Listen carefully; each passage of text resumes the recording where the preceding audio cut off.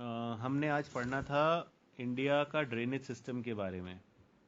ठीक है, drainage system क्या होता है? Hello sir. हाँ।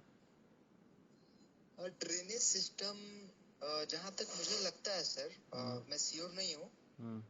मतलब कोई भी नदी जितने एरिया में मतलब अपने जल को, वाटर को मतलब फैलाती है, हम्म।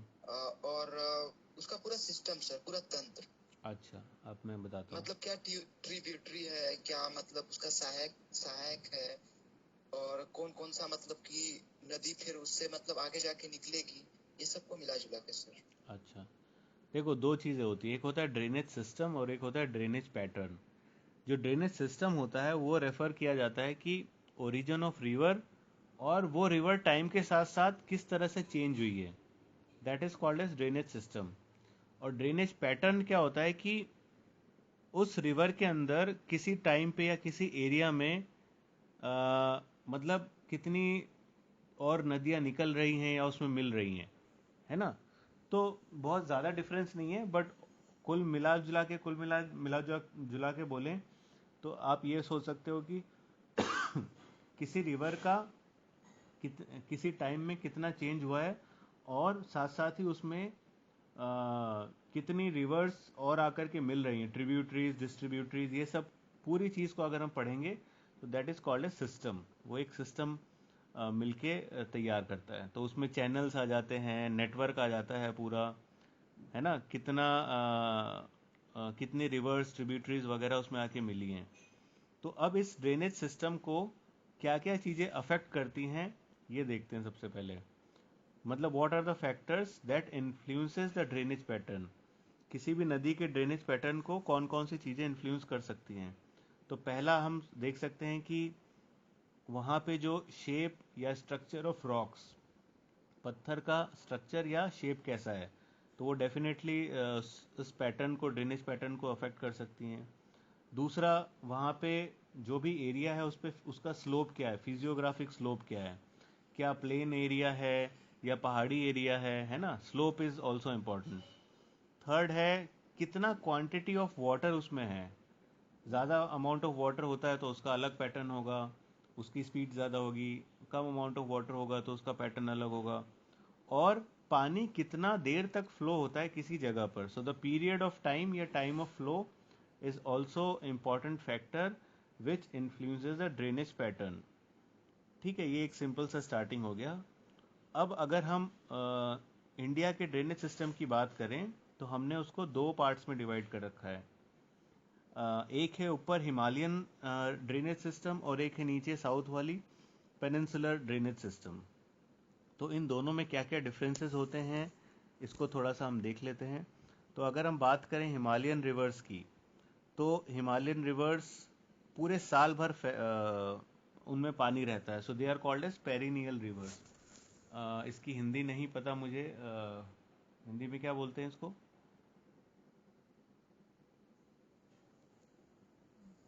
क्या सर, कौन सा वर्ड है? Perennial, perennial. ये तो नहीं पता सर। पेरिनियल रिवर है जो जिसमें साल भर पानी रहता है, जो सूखती नहीं है कभी। रुको, मैं हिंदी बताता हूँ। अरे ये सर इसको पता नहीं, सदा नीरा करके कुछ ऐसे करके भी शायद बोलते हैं मेरे ख्याल से। चिरस्थाई, नीरा। चिरस्थाई, चिरस्थाई। सर निरस्थाई। चिरस्थाई चिरस्थाई। बोलते हैं ना, यस सर। चिरंजीवी रहो, मतलब हमेशा। Yes sir. तो वही है। मतलब कभी नहीं सूखने वाला, कभी नहीं खत्म होने वाला। हाँ, चिरस्थाई। So Himalayan yes sir. Rivers are considered as perennial, वो साल भर बहती रहती हैं। तो इन इन इन हिमालयन रिवर्स का सोर्स जो होता है वो ग्लेशियर होता है। तो ग्लेशियर पिघलता है, पानी निकलता है। ठीक है, मेल्टिंग ऑफ आइस के से पानी आता है। और इनमें जो, अगर हम पानी की क्वांटिटी की बात करें तो साल में दो बार इंक्रीज होता है ना? पहला कब? जब गर्मियों में आइस मेल्ट होता है, और दूसरा कब? मानसून के टाइम पे।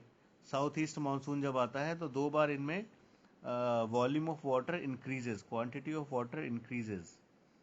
तो इनके एग्जाम्पल कौन कौन से हैं? गंगा हो गई, यमुना हो गई, है ना? इंडस हो गई, ब्रह्मपुत्र हो गई। मतलब गंगा का रिवर सिस्टम अलग है, इंडस का रिवर सिस्टम अलग है, ब्रह्मपुत्र रिवर सिस्टम अलग है। तो जब हम हिमालयन ड्रेनेज पढ़ेंगे तो वहाँ पे ये बेसिकली तीन रिवर सिस्टम पड़ेंगे। रिवर सिस्टम क्यों बोल रहे हैं? बिकॉज एक रिवर की ट्रिब्यूटरीज और डिस्ट्रीब्यूटरीज को ले लेते हैं तो वो सिस्टम बन जाता है। तो हिमालयन रिवर में बेसिकली इंडस, गंगा और ब्रह्मपुत्र रिवर सिस्टम पड़ते हैं। दूसरा, हिमालयन रिवर जो होते हैं इनके जो बेसिन होते हैं वो लार्ज होते हैं, मतलब जहाँ पे जो इनका एरिया होता है वो ज़्यादा होता है। जैसे गंगा बेसिन, इंडस बेसिन, ये बहुत बड़े बड़े होते हैं इनके बेसिन्स। तीसरा डिफरेंस है हिमालयन रिवर्स जो होती हैं ये जनरली लंबी रिवर्स होती है ना? क्यों? क्योंकि इनका जो सोर्स ऑफ ओरिजिन होता है वो ओशियन से बहुत दूर होता है। अब जो भी रिवर्स होती हैं वो दो जगह जाके गिरेंगी, या तो अरब सागर में या बे ऑफ बंगाल में। तो जो हिमालय से निकलेगी, हिमालय के पहाड़ माउंटेन से निकलेगी, उसको ज़्यादा डिस्टेंस तय करना पड़ेगा टू आइदर ड्रेन इनटू अरब सागर और बे ऑफ बंगाल। तीसरा है इसमें जो होती हैं हिमालयन रिवर सिस्टम में there are very less number of rivers जो कि ओशन में फ्लो होती है। जनरली क्या होती है, most of the rivers are tributaries of one other. या तो ट्रिब्यूटरीज होती है ना एक बड़ी रिवर की, सहायक नदियां होती हैं, जिसको सहायक नदियां बोलते हैं। मेरे कहने का मतलब है कि जो ये रिवर्स होती हैं वो ओशियन में नहीं जाती हैं, ठीक है? और जो पेनिनसुलर रिवर्स होती हैं वो क्या होती हैं, वो ओशियन में फ्लो करती हैं। बिकॉज उनका जो पेनिनसुलर स्लोप होता है ना, नीचे पेनिनसुला में जाओगे तो स्लोप ज़्यादा होता है, तो वो ओशन में मिल जाती हैं। जबकि जो हिमालयन रिवर्स होती हैं वो ओशंस में नहीं मिलती हैं। Next point of difference is Himalayan reverse जो होती हैं वो बहुत डीप वैलीज बनाती हैं और गॉर्जेस बनाती हैं जहाँ से ही निकलती हैं। जहाँ पे इनका सोर्स होता है ना, बहुत गहरी गहरी खाइयाँ होती हैं। और नेक्स्ट है हिमालयन रिवर जो होती हैं जनरली ये बहुत लंबा रास्ता तय करती हैं प्लेन्स में, और ये नेविगेबल होता है, मतलब इसमें से हम नाव वगैरह चला करके जा सकते हैं, नेविगेट कर सकते हैं। नेक्स्ट इज ये जो एक वर्ड होता है मिएंडर, किसी को पता है मिएंडर क्या होते हैं? रिवर्स बनाती है मिएंडर्स, किसी को पता है? सर वो रिवर जहाँ पे चलती है, आई थिंक वहाँ पे जैसे मतलब एक रास्ता वो टाइप का, वो उस टाइप का बन जाता है सर, उसको मेंडर बोलते हैं। दो सर डेल्टा टाइप बोल सकते हैं क्या? दो चीजें होती हैं, एक होता है ऑक्सबो और एक होता है मिएंडर। बताओ। देखो ऑक्सबो पता है, ऑक्सबो क्या होता है? No sir. अच्छा देखो, sir ox oxbow OXBOW, oxbow. Oxbow नहीं सर। जैसे रिवर क्या होता है, रिवर स्ट्रेट चलती है मान लो, अब उसमें डिपॉजिशन होता रहता है, मतलब वो डिपॉजिट करती रहती है। तो क्या होगा, जब रिवर के सामने कोई चीज़ डिपॉजिट हो जाएगी तो वो अपना रास्ता बदल देगी। तो जब रास्ता बदल के टेढ़ी मेढ़ी हो जाएगी, यू शेप, कभी यू शेप जा रही है, कभी स्ट्रेट जा रही है, तो इस चीज़ को बोला जाता है ऑक्सबो। और क्या होता है, कभी कभी डिपॉजिशन के कारण वो मेन रिवर से एकदम कट होकर के अलग हो जाती है ना? ये हमने डिस्कस किया था आई थिंक थोड़ा।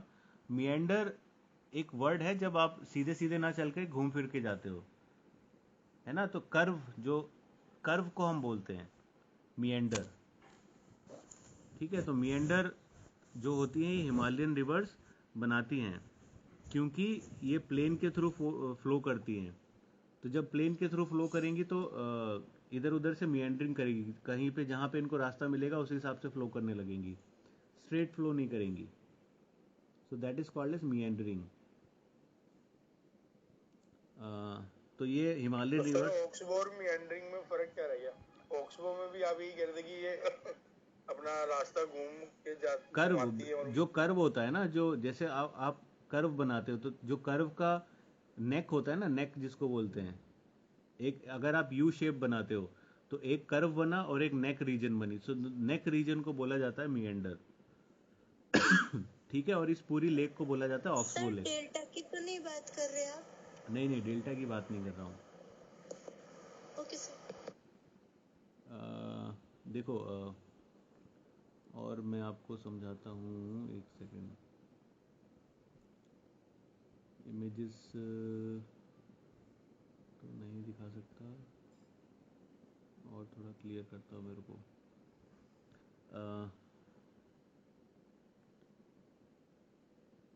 अच्छा, आप एज्यूम कर सकते हो एक तो स्ट्रेट लाइन अगर मैं आप बनाओ तो वो सीधी चलेगी, और उस स्ट्रेट लाइन को आप जिगजैग कर दो, ऊपर नीचे ऊपर नीचे ऊपर नीचे करो, तो जो जब आप उसको ऊपर करते हो तो एक ऊपर की लाइन जाती है, उसके बाद जब कर्व करते हो वापस नीचे लाते हो तो एक लंबी लाइन और एक कर्व शेप।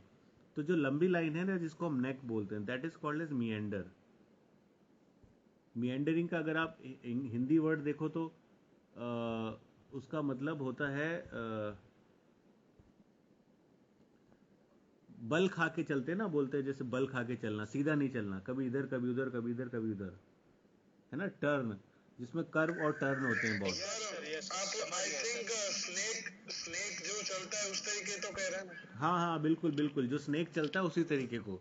तो स्नेक जब कर्व लेगा ना, जब कर्व लेगा और जब फिर नीचे की तरफ आएगा तो वो जो स्ट्रेट वाली लाइन होगी नीचे जो आ रही है या जो ऊपर को जा रही है, that is called as meandering. Straight ना चल के इधर उधर चलना। तो ये मेंडरिंग वाली चीज़ हिमालयन नदियों में होती है। फिर नेक्स्ट है हिमालयन रिवर्स जो होती है, ये हमेशा डेल्टास बनाती हैं, जहाँ पे ये ड्रेन होती है वहाँ पे डेल्टास बनाती है। तो अब कॉन्सिक्वेंटली हम पेनिनसुलर रिवर्स की भी देख लेते हैं, उनमें क्या क्या होता है। तो पहला हमने हिमालयन रिवर्स में पढ़ा था कि हिमालयन रिवर्स पेरिनियल होती है, और ये वाली जो पेनिनसुलर रिवर्स होती हैं सीजनल होती हैं। और हमने वहाँ देखा था कि हिमालयन रिवर्स में साल में 2 बार पानी की क्वांटिटी बढ़ती है, एक मानसून वाले रीजन में और एक साउथ ईस्ट वाले मानसून के टाइम में। जबकि पेनिनसुलर रिवर में क्या होती है कि यहाँ पे सिर्फ एक बार पानी की क्वांटिटी बढ़ती है, और वो होता है जब साउथ वेस्ट मानसून आता है। इसी टाइम पे पानी की क्वांटिटी बढ़ जाती है बिकॉज बारिश के कारण। इसके एग्जाम्पल में कौन कौन है, जैसे नर्मदा हो गया, गोदावरी हो गया, कृष्णा हो गया। ठीक है। नेक्स्ट हमने सेकंड पढ़ा था हिमालयन में कि हिमालयन जो इनका बेसिन होता है हिमालयन रिवर्स का, बहुत लार्ज होता है, जबकि जो पेनिनसुलर रिवर का बेसिन होता है वो बहुत कम होता है। जैसे अगर आप गंगा बेसिन की बात करें तो बहुत ज़्यादा है। उसी ऑन द अदर हैंड अगर आप नर्मदा बेसिन या तापी बेसिन की बात करोगे तो बहुत छोटा एरिया होता है इनका। थर्ड डिफरेंस हमने हिमालय में पढ़ा था कि हिमालयन रिवर्स जो होती है ये बहुत लंबी होती है। आप देखोगे जो इंडस रिवर है, that is one of the largest river of Asia. Asia की लार्जेस्ट रिवर में से एक माना जाता है उसको। 3000 कुछ उसका किलोमीटर है ड्रेनेज सिस्टम। जबकि जो पेनिनसुलर रिवर होती हैं वो कंपैरेटिवली बहुत छोटी होती हैं। फोर्थ पॉइंट ऑफ डिफरेंस है हमने देखा था कि इसमें लेस नंबर ऑफ रिवर्स जो होती हैं वो ओशियन में जाती हैं, जबकि पेनिनसुलर में most of the reverse flow into the ocean because of their slope. उनका जो पेनिनसुलर स्लोप होता है ना, नीचे की तरफ जो ढलान होती है, इस वजह से वो उनमें बहुत सारे रिवर्स ओशियन में चली जाती हैं। फिफ्थ पॉइंट ऑफ डिफरेंस था कि हिमालयन रिवर्स बहुत डीप वैलीज और गॉर्जेस बनाती हैं जहाँ से ये निकलती हैं, जबकि पेनिनसुलर रिवर जो होती हैं बहुत ही शैलो होती हैं, इतनी ज़्यादा गहरी नहीं होती है, गॉर्जेस नहीं बनाती। सिक्स था कि हिमालयन रिवर जो होती हैं वो प्लेन के अंदर बहुत लंबा डिस्टेंस ट्रेवल करती हैं और वो इजीली नेविगेबल होता है, जबकि पेनिनसुलर रिवर जो हैं नेविगेबल नहीं होती, क्योंकि यहाँ पे बहुत सारे झरने पाए जाते हैं। पता चला आप नेविगेट करने चले, सामने झरना आ गया, वहाँ पे गिर गए, तो दीज आर नॉट नेविगेबल। पानी का फ्लक्चुएशन होता है, कहीं ज़्यादा कहीं कम, है ना। तो यहाँ पे डेल्टास भी ये सिर्फ वहाँ नेविगेबल होती है जहाँ पे ये डेल्टा बनाती हैं, है ना। डेल्टा वाले रीजन पे ही नेविगेबल होती है, बट सोर्स से लेकर के डेल्टा फॉर्मेशन तो एकदम लास्ट में होता है, जब रिवर एकदम स्लो पड़ जाती है तब जाके डेल्टा बनता है। अदरवाइज जनरली जब ये ऊपर स्लोप से निकलती हैं तब बहुत फास्ट स्पीड होती है और वहाँ पे ये नेविगेबल नहीं होती है। सेवन्थ पॉइंट जो हमने पढ़ा था कि हिमालयन रिवर्स मिएंडर्स बनाती हैं बिकॉज ये प्लेन में ज़्यादा ट्रेवल करती हैं, तो उसी हिसाब से इधर उधर घूमती फिरती रहती हैं, मतलब डायरेक्शन चेंज होता रहता है। जबकि जो पेनिनसुलर रिवर होती हैं ये मतलब पथरीली एरिया में फ्लो करती हैं, तो ये क्या बनाती हैं, रिफ्ट वैलीज बनाती हैं, है ना। जैसे नर्मदा और तापी रिवर में जो ड्रेनेज सिस्टम है वो लीनियर ड्रेनेज सिस्टम है। लीनियर मतलब सीधा, और वो जो होता है मिएंडर मतलब टेढ़ा मेढ़ा। तो पेनिनसुलर रिवर का जो ड्रेनेज सिस्टम है वो लीनियर है। क्यों? क्योंकि रिफ्ट वैलीज बनती है वहाँ पे। रिफ्ट वैलीज क्यों बनती है? Because of the rocks which are present in between their path.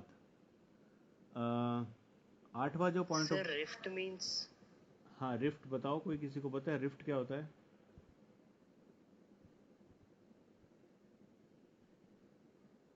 दरार। वैसे तो रिफ्ट माने होता है मतलब लड़ाई या दरार। हाँ रिफ्ट बोलते हैं ना, रिफ्ट हो गया दो दोस्तों के बीच में, या फिर दरार, दरार पड़ जाती है। तो दरार पड़ने की वजह से इनका जो पाथ है वो स्ट्रेट हो जाता है, लीनियर हो जाता है। लास्ट पॉइंट ऑफ डिफरेंस हमने पढ़ा था कि हिमालयन रिवर्स डेल्टास बनाती है माउथ पे, माउथ वाले रीजन पे, और जबकि पेनिनसुलर रिवर होती है ये क्या बनाती है? एस्चुरीज या स्मॉल डेल्टा बनाती हैं। What is an estuary? किसी को पता है एस्चुरीज क्या होती हैं?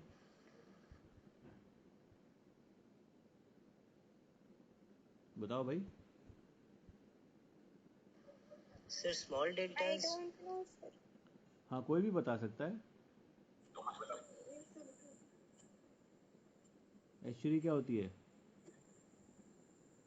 एस्चुरी इज दैट पार्ट जहाँ पे फ्रेश वाटर और ओशियन सॉल्ट वाटर का मिक्स मिलती है यहाँ पे। दैट इज वाई जो एस्चुरीज होती है ना बहुत ही ज़्यादा प्रोडक्टिव होती है, यहाँ पे फिशिंग बहुत ज़्यादा होती है।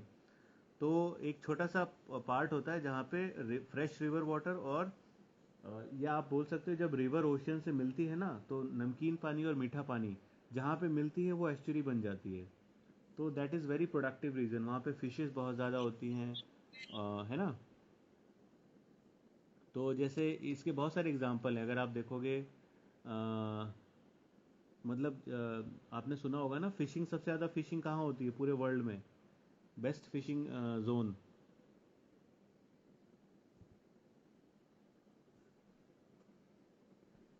किसी को नहीं पता? तमिलनाडु।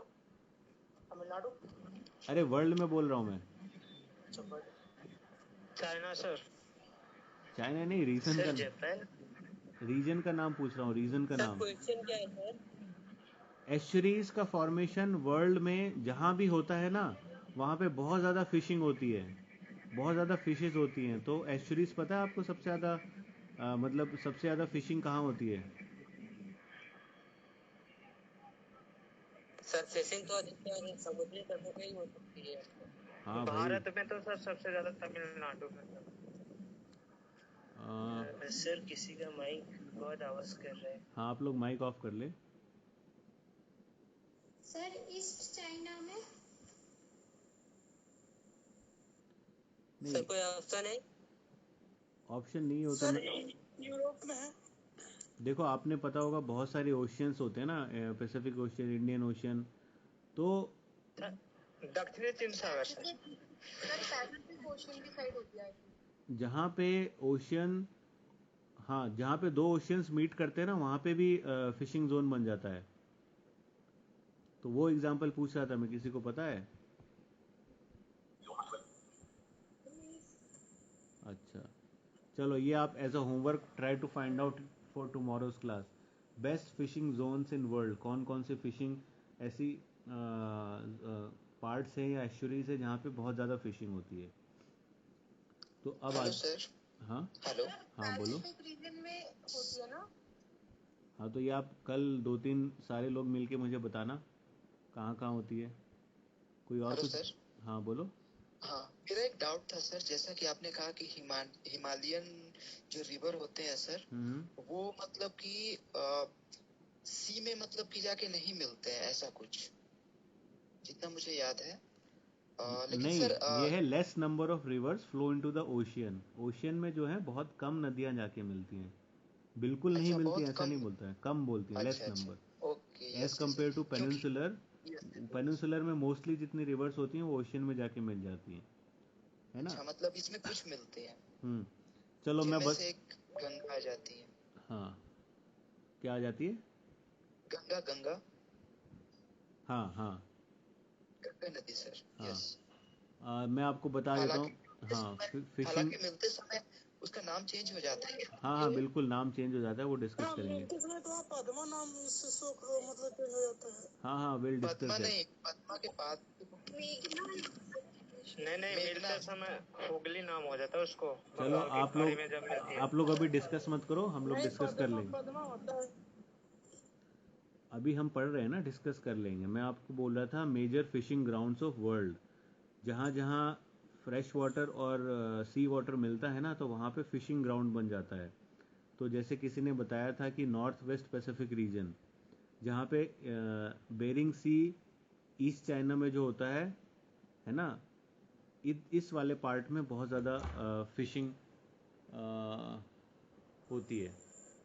यस सर, हम तो बताए ही थे कि ईस्ट चाइना। हाँ हाँ, बेरिंग सी से ईस्ट चाइना वाला स्ट्रेच है ना, और एक है नॉर्थ वेस्ट अटलांटिक, और एक है नॉर्थ ईस्ट पैसिफिक, एक है साउथ ईस्ट पैसिफिक।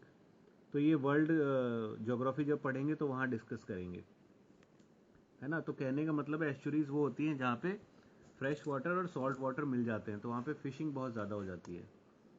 अब हम स्टार्ट करते हैं हिमालयन ड्रेनेज सिस्टम। तो हिमालयन ड्रेनेज सिस्टम में मैंने कौन कौन से 3 सिस्टम बताए थे? गंगा, सिंधु और ब्रह्मपुत्र। गंगा और इंडस। हाँ। इंडस था ना? हाँ, सिंधु। तो सबसे पहले पढ़ते हैं। सर हाँ सर मैं एक्चुअली मुझे थोड़ा काम आ गया है, तो मैं जा सकता हूँ? हाँ हाँ, चले जाओ चले जाओ। जी सर, थैंक यू। तो आज हम सबसे पहले पढ़ेंगे इंडस रिवर सिस्टम।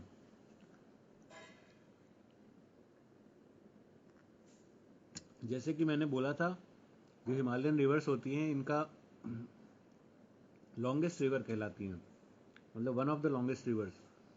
तो जो इंडस रिवर है, अच्छा एक होता है लॉन्गेस्ट, एक होता है लार्जेस्ट, दोनों में डिफरेंस बता देता हूँ मैं। अगर हम लॉन्गेस्ट की बात करते हैं तो हम लंबाई की बात कर रहे हैं, और जब लार्जेस्ट की बात करते हैं तो वॉल्यूम ऑफ वाटर की बात कर रहे हैं, उसमें कितना पानी है। तो दो चीज़ों से कंफ्यूज मत होना, लॉन्गेस्ट होती है लंबाई, लार्जेस्ट होता है वॉल्यूम। तो जो इंडस नदी है ये लार्जेस्ट है, क्योंकि बताया था पहाड़ों से निकलती है, जो पहाड़ों से निकल के ओशन में गिरेगी तो इसकी लंबाई बहुत ज़्यादा होगी। तो इसमें इसकी ट्रिब्यूटरीज, कुछ इंपॉर्टेंट ट्रिब्यूटरीज हैं, किसी को पता है कौन कौन सी? सर 5 है ना शायद? हाँ बताओ कौन कौन सी? सर झेलम, रावी, सतलज, चिनाब, हाँ ब्यास। वेरी गुड, हो गई 5। Yes yes. ठीक है, सतलज, ब्यास, रावी, चिनाब, झेलम। ठीक है, किसी को याद रखने में कोई दिक्कत? No sir. हाँ नहीं सर। ठीक है, तो सिंपल है। तो अगर हम ऊपर से देखें, अच्छा तो स्टार्ट करते हैं इसको। इसका जो ओरिजिन होता है इंडस रिवर का, कहाँ से होता है? सर चीन में मानसरोवर से, मानसरोवर तिब्बत के पठार। Yes very good, it originates from Tibet region near Mansarovar lake और माउंट कैलाश के साउथ से, तो जो कि चाइना में है ना, तो चाइना से ओरिजिनेट होती है। अच्छा, कितने कंट्रीज से पास होके गुजरती है ये? Sir China 3 country sir. Bharat और यस, चाइना चाइना, से शुरुआत होता है सर। चाइना, इंडिया उसके बाद एंड पाकिस्तान। पाकिस्तान। यस। अच्छा, जो हिमालयन रिवर्स होती है उनको एक नाम और दिया जाता है, एंटीसीडेंट रिवर्स। ये क्या होती है?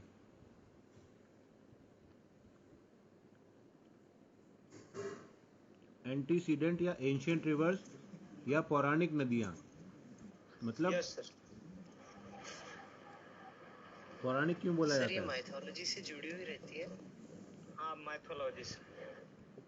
जैसे एक्चुअली सर सिंधु नदी का सर ये ऋग्वेद में सर इसका नाम जिक्र आता है सर, इसलिए पौराणिक नदी कहते हैं, या धार्मिक नदी भी कर सकते हैं इसको। हाँ, एक्चुअली इनका जो ओरिजिन है ना, ये हिमालय से पहले का ओरिजिन है, तो इनको हम बोलते हैं कि हिमालय से पहले ओरिजिनेट होने वाली रिवर्स को एंटीसीडेंट रिवर्स बोला जाता है। ठीक है, और ये फ्लो कैसे करती है? नॉर्थ से वेस्ट की तरफ, नॉर्थ वेस्ट रिवर्स कहलाती हैं, और बीच में हिमालय को कट करके इंडिया में एंटर करती हैं।